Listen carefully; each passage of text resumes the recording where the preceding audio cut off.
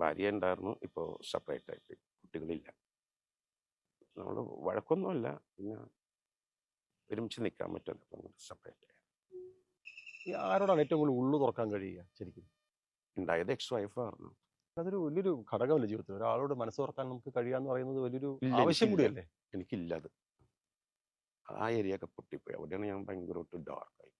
നേരത്തെ താങ്കൾ പറഞ്ഞ പോലെ എനിക്ക് ഏറ്റവും കൂടുതൽ അങ്ങനെ ഉള്ളു തുറന്ന് സംസാരിക്കാൻ കഴിയുന്നത് എൻ്റെ ഒരാളത്തെങ്കിലും നമ്മൾ സംസാരിക്കും ദിനു. എത്ര അകത്ത് കയറിയാലും നമ്മൾ ഒരാളുടെ അടുത്ത് സംസാരിക്കുന്നുണ്ടാകും തീർച്ചയായിട്ടും. അങ്ങനെ ഒരാളാണ് ഭാര്യ ആയിരുന്നു. എന്ന് പറയുന്നത്. പിന്നെ എങ്ങനെയാണ് ആ വേർപിരിയൽ സംഭവിച്ചത്? ആരുടെ കുഴപ്പം, കുറ്റം എന്നുള്ളതല്ല, എൻ്റെ ആയിരിക്കുള്ളൂ. എന്നെ ഹാൻഡിൽ ചെയ്യാൻ പറ്റുന്നില്ല.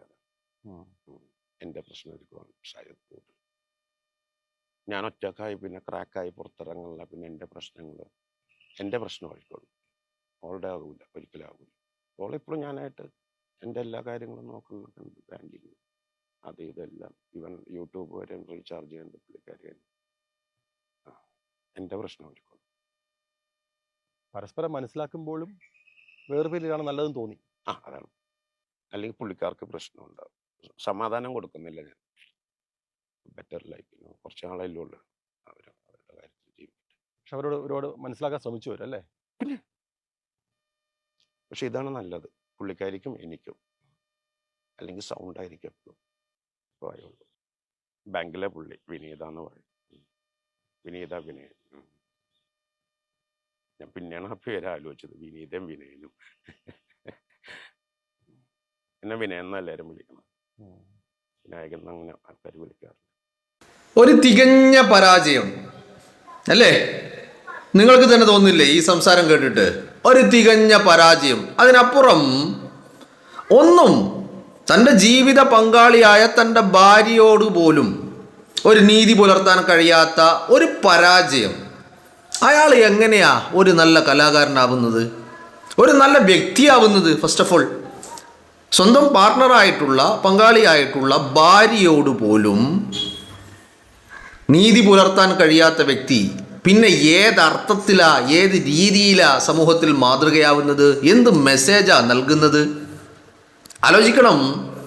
ഇവിടെ ഈ പറയുന്ന വ്യക്തി തന്നെ പറയാണ്, നല്ല അണ്ടർസ്റ്റാൻഡിങ് ആയിരുന്നു, നല്ല തുറന്ന് സംസാരിക്കാൻ കഴിയുന്ന വ്യക്തിയായിരുന്നു, എല്ലാ രീതിയിലും അവരുടെ ഭാഗം ക്ലിയറാണ്. പക്ഷേ ഞാനായിട്ട് സമാധാനം കൊടുക്കുന്നില്ല, ഞാനായിട്ട് ബഹളം വെക്കുക. എന്താ ഈ ബഹളം? എവിടെ നിന്നാ ഈ ബഹളം? ഇതേ ഇൻ്റർവ്യൂവിൽ ഈ വിനായകൻ പറയുന്നൊരു കാര്യമുണ്ട്. എന്താണ്? ഈ ബാൽക്കണിയിൽ നിന്ന് ഉടുമുണ്ടുരിഞ്ഞ് കാണിച്ച ഒരു സംഭവം ഉണ്ടായിരുന്നല്ലോ, അതേക്കുറിച്ച് ചോദിച്ചപ്പോൾ പറഞ്ഞത് താനത് ഓർക്കുന്ന പോലും ഇല്ല എന്നാ. എന്ന് പറഞ്ഞാൽ മദ്യത്തിന് പുറത്ത് ഇതടിച്ച് കയറ്റിയിട്ട് ബോധം നഷ്ടപ്പെട്ടു. പിന്നെ ചെയ്യുന്നതൊക്കെ മദ്യമാണ്, ഉള്ളിൽ കിടക്കുന്ന ലഹരിയാണ് പിന്നീട് പ്രവർത്തിക്കുന്നത്. ഒന്നും അറിഞ്ഞിട്ടില്ല. 2 ദിവസം കഴിഞ്ഞിട്ടാണ് ഇങ്ങനെ ഒരു സംഭവം ഉണ്ടായത് തന്നെ. താൻ ചെയ്ത കാര്യം സ്വയം അങ്ങനെ ചെയ്തു എന്ന് പോലും അറിയുന്നത് 2 ദിവസങ്ങൾ കഴിഞ്ഞിട്ടാണ് എന്ന്. അപ്പോൾ എത്രമാത്രം ന്യൂയിസൻസ് ആയിരിക്കും ഇയാൾ? ആ ഭാര്യ ഈ ചങ്ങാതിയെ എത്രമാത്രം സഹിച്ചിട്ടുണ്ടാകണം? എന്നിട്ടും നിങ്ങളൊന്ന് ആലോചിക്കണം, ഇത്രയൊക്കെ തന്നെ തുറന്ന് കേൾക്കാനും തൻ്റെ കൂടെ നിന്ന് ഇപ്പോഴും കൂടെ നിൽക്കുന്നു എന്ന് പറയുന്നു, പക്ഷെ ഡിവോഴ്സ്ഡ് ആണ്. അങ്ങനത്തെ ഒരു വ്യക്തിയെ, ആ വ്യക്തി നഷ്ടപ്പെടാതിരിക്കാൻ വേണ്ടിയിട്ട് തൻ്റെ ശീലങ്ങൾ മാറ്റിവെക്കാനോ അല്ലെങ്കിൽ താൻ ചെയ്യുന്ന കാര്യങ്ങൾ നിർത്താനോ ഒന്നും തയ്യാറില്ല. അപ്പം എന്ത് കമ്മിറ്റ്മെൻറ്റാണ് ഉള്ളത്? ആലോചിക്കണം. ഞാൻ ഈ വിനായകനെ കുറിച്ച് പറയാൻ പല കാരണങ്ങളുണ്ട്. കാരണം ഈ വിനായകൻ പല ഘട്ടങ്ങളിൽ, പല രീതികളിൽ, പല സമയങ്ങളിൽ പല രീതിയിലുള്ള അഭിപ്രായ പ്രകടനങ്ങൾ നടത്തിയിട്ടുള്ള വ്യക്തിയാണ്. അപ്പം നമ്മൾ അഭിപ്രായ പ്രകടനങ്ങളൊക്കെ നടത്തുമ്പോൾ അതിൽ ആ അഭിപ്രായ പ്രകടനങ്ങളോട് കിടപിടിക്കുന്ന രീതിയിൽ എന്തെങ്കിലും രീതിയിൽ ഒരു ഉപകാരം വേണ്ടേ? അതുമായിട്ട് ഒരു എന്താ പറയേണ്ടത്, നീതി പുലർത്തുന്നതായിരിക്കണമല്ലോ നമ്മുടെ ജീവിതം എന്ന് പറയുന്നത്. അല്ല, എല്ലാ അർത്ഥത്തിലും ഒന്നുമില്ലെങ്കിലും ഒരംശമെങ്കിലും. ഇപ്പോൾ വിനായകൻ്റെ ഈ സംസാരത്തിൽ നിന്ന് എനിക്ക് മനസ്സിലായത് ഒരർത്ഥത്തിലും എവിടെയും നീതി പുലർത്തിയിട്ടില്ല എന്നുള്ളതാണ്. മനസ്സിലായില്ലേ? അങ്ങനെയല്ല. ആദ്യം ഒരു മനുഷ്യൻ ഇപ്പം ചില ആളുകൾ പറയൂ നമ്മളെന്തിനാ അയാളെ, അങ്ങനെയല്ല. ഒരു വ്യക്തിത്വമില്ലാത്ത ഒരു വ്യക്തി, തികഞ്ഞ പരാജയമായിട്ടുള്ള ഒരു വ്യക്തി, നാട്ടുകാരുടെ മുന്നിൽ വ്യക്തിത്വം തെളിയിക്കൊന്നും വേണ്ട, പക്ഷെ സ്വന്തം പങ്കാളിയായിട്ടുള്ള ഭാര്യയ്ക്ക് മുന്നിൽ അത് തെളിയിക്കേണ്ടത് ഒരു അനിവാര്യ ഘടകമാണല്ലോ, അല്ലേ? ഭാര്യയ്ക്ക് മുന്നിൽ ഈ വ്യക്തിത്വം തെളിയിക്കുക, അല്ലെങ്കിൽ അതിനോട് നീതി പുലർത്തുക എന്നുള്ളതാണല്ലോ.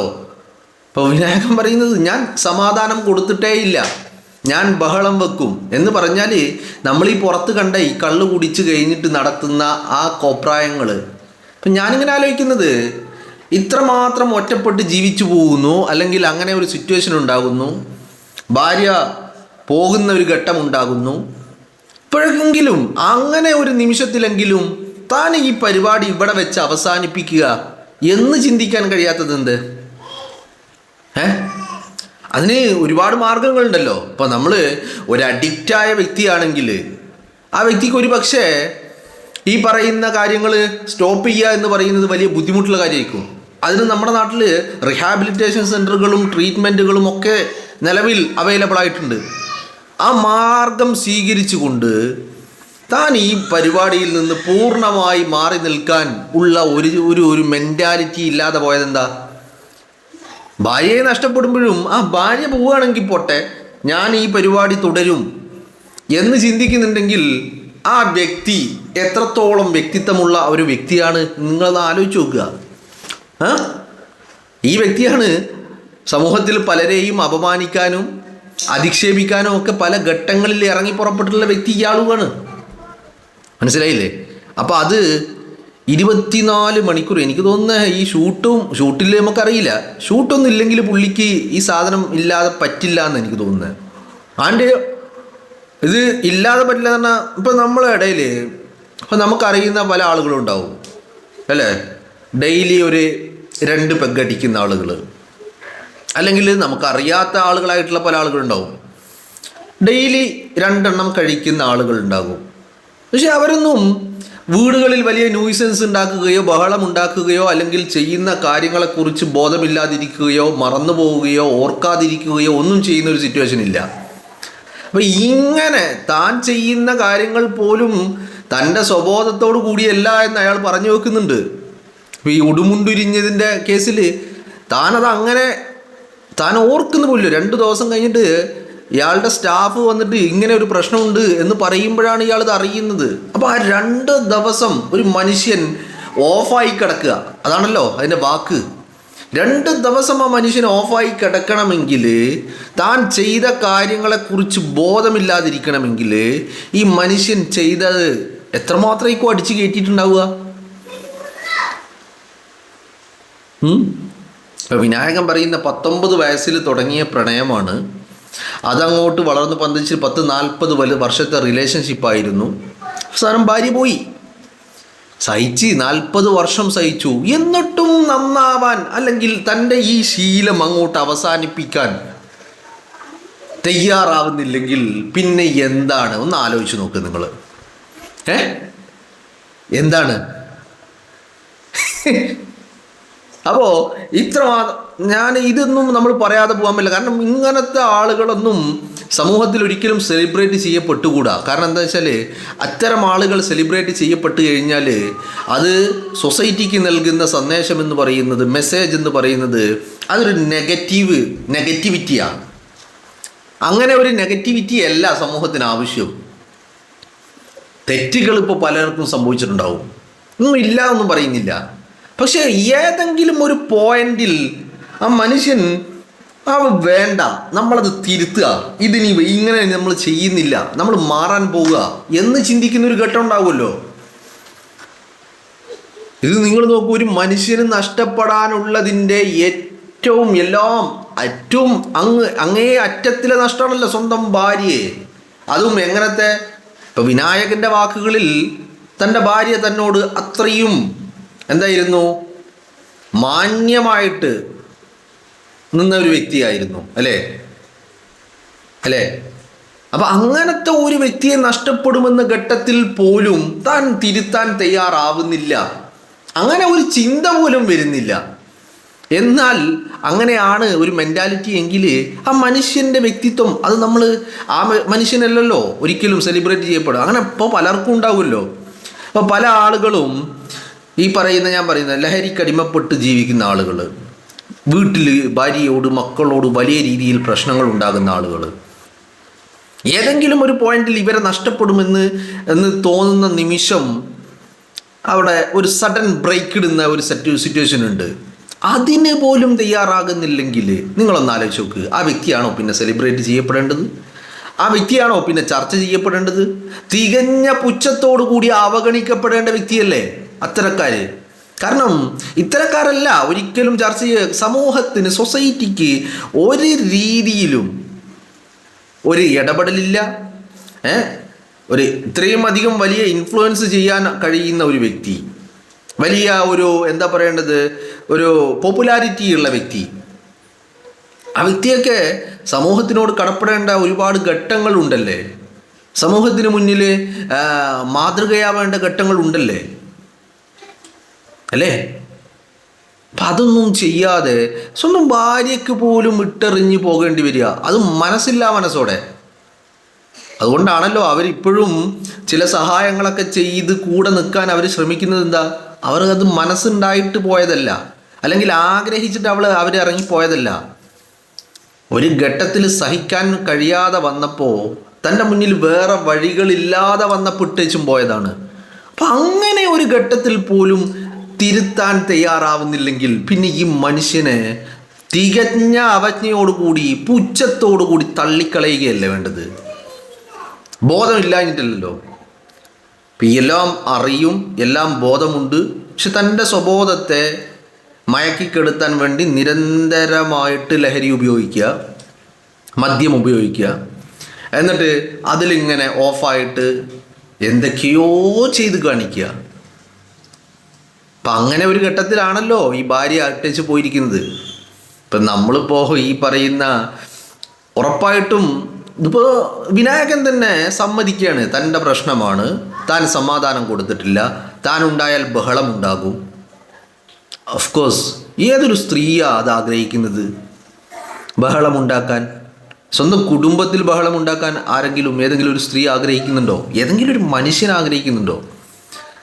ഒരു ഭാര്യ അല്ലെങ്കിൽ ഒരു അമ്മ, സഹോദരി എന്നൊക്കെ പറയുമ്പോൾ വളരെ കൃത്യമായിട്ട് ഒരു പീസ് ആൻഡ് കാമായിട്ടുള്ള ഒരു സിറ്റുവേഷനല്ലേ അവർ ആഗ്രഹിക്കുന്നത്. അപ്പം തൻ്റെ പ്രവർത്തികൾ എന്ന് പറഞ്ഞാൽ ഈ സാധനം വലിച്ചു കയറ്റുമ്പോഴാണ് പ്രശ്നം. അത് ഈ ചങ്ങായിക്ക് അറിയാം. എന്നാൽ ഈ സാധനം വലിച്ചു കയറ്റാണ്ട് എന്നാ പോരെ, അത് ചെയ്യുന്നുമില്ല. ഇത് അടിച്ച് കയറ്റുമ്പോഴാണ് ഈ പ്രശ്നം മൊത്തം ഉണ്ടാകുന്നത്. എന്നാൽ അത് അടിച്ച് കയറ്റാണ്ടിരുന്നാൽ പോരെ? തൻ്റെ ഭാര്യയ്ക്ക് വേണ്ടിയെങ്കിലും അത് ചെയ്യാൻ തയ്യാറാവാത്തത് എന്തുകൊണ്ടതിന് തയ്യാറാവുന്നില്ല? ഒന്ന് ആലോചിച്ച് നോക്ക് നിങ്ങൾ. കാരണം എന്താ, അങ്ങനെ ഒരു മെൻറ്റാലിറ്റി ഇല്ല. തനിക്ക് തോന്നുന്ന പോലെ ജീവിക്കണം. സ്വന്തം ഭാര്യയോട് പോലും നീതി പുലർത്തിയിട്ടില്ല എന്ന് മാത്രമല്ലല്ലോ, സ്വന്തം ഭാര്യയ്ക്കൊരു വാല്യൂ കൽപ്പിച്ചിട്ടില്ല. അങ്ങനെ കൽപ്പിച്ചിരുന്നെങ്കിൽ ഇത്തരം പ്രവണതകൾ തുടരുമോ? ഇപ്പോൾ ഒരു എന്താ പറയേണ്ടത്, ഇതിനൊരു അഡിക്റ്റ് ആയതിൻ്റെ പേരിൽ ഒരു കാലത്ത് ഇത് കണ്ടിന്യൂ ചെയ്തെന്ന് കരുതുക. പക്ഷേ ഒരു ഘട്ടം, ഏതെങ്കിലും ഒരു പോയിന്റിൽ, ഏതെങ്കിലും ഒരു ഇൻസിഡൻറ്റിൽ തിരുത്തൂലേ? ആ തിരുത്തുക എന്ന് പറയുന്നത്, ഇപ്പം നിങ്ങളൊന്ന് ആലോചിച്ച് നോക്കുക, സ്വന്തം ഭാര്യയ്ക്ക് വേണ്ടി, കുടുംബത്തിന് വേണ്ടി തിരുത്താൻ തയ്യാറാവുക എന്ന് പറയുന്നത് അവർക്ക് നമ്മൾ നൽകുന്ന ഒരു വാല്യൂ അതാണല്ലോ. അത് അവരത്രയും വാല്യുബിൾ ആയതുകൊണ്ട് നമ്മൾ തിരുത്തുന്നു എന്ന് പറഞ്ഞാൽ, സ്വന്തം ഭാര്യയായ സ്ത്രീയോട് പോലും ഒരു വാല്യൂ കൽപ്പിക്കാത്ത വ്യക്തി, ഈ വ്യക്തി ഇങ്ങനെ ആഘോഷിക്കപ്പെടേണ്ടതുണ്ടോ, ചർച്ച ചെയ്യപ്പെടേണ്ടതുണ്ടോ? നിങ്ങളൊന്ന് ചിന്തിച്ച് നോക്കുക. ഒരു മെസ്സേജ് നൽകാൻ പോസിറ്റീവായിട്ട്, നെഗറ്റിവിറ്റി ഒരുപാടുണ്ട്. ഈ ചങ്ങാതിൻ്റെ പേര് പറഞ്ഞാൽ തന്നെ നെഗറ്റിവിറ്റിയാണ്. കാരണം എന്താ, കാട്ടിക്കൂട്ടൽ അങ്ങനെയാണ് അല്ലേ? നിങ്ങളൊന്ന് ആലോചിച്ച് നോക്ക്. ഇപ്പോൾ ഒരു പേര്, ഒരു മെസ്സേജ് പോസിറ്റീവായിട്ട് നൽകാൻ എന്താണ് ഈ ചങ്ങാതിയുടെ ജീവിതത്തിലുള്ളതായിട്ടുള്ളത്? ഞാൻ പറയുന്നത്, ഇപ്പോൾ പല ഘട്ടങ്ങളിലും ഇപ്പോൾ എനിക്ക് ഈ വ്യക്തിയോട് വലിയ ഒരു അവമതിപ്പ് തോന്നിയ ഘട്ടം എന്ന് പറയുന്നത് ഉമ്മൻചാണ്ടി എന്ന് പറയുന്ന മനുഷ്യൻ്റെ മരണം സംഭവിച്ചപ്പോഴാണ്. ആ മനുഷ്യനെ മരിച്ചു കഴിഞ്ഞപ്പോൾ ഇവൻ അങ്ങ് കയറി അധിക്ഷേപിക്കുക, അപമാനിക്കുക, പരിഹസിക്കുക. എന്ത് ക്വാളിറ്റിയാണ് ഇവനുള്ളത്? എന്തെങ്കിലും ഒരു ക്വാളിറ്റി ഉണ്ടോ? ഒരു ക്വാളിറ്റിയും ഇല്ല. എന്നിട്ട് എനിക്കുറപ്പായി ഇവൻ അന്നും ആ അധിക്ഷേപം നടത്തിയതും സ്വബോധത്തോടു കൂടിയല്ല, ഈ പറയുന്ന മദ്യത്തിൻ്റെ ആസക്തിയിൽ നടത്തിയതാണ് എന്നുള്ള കാര്യം ഉറപ്പാ.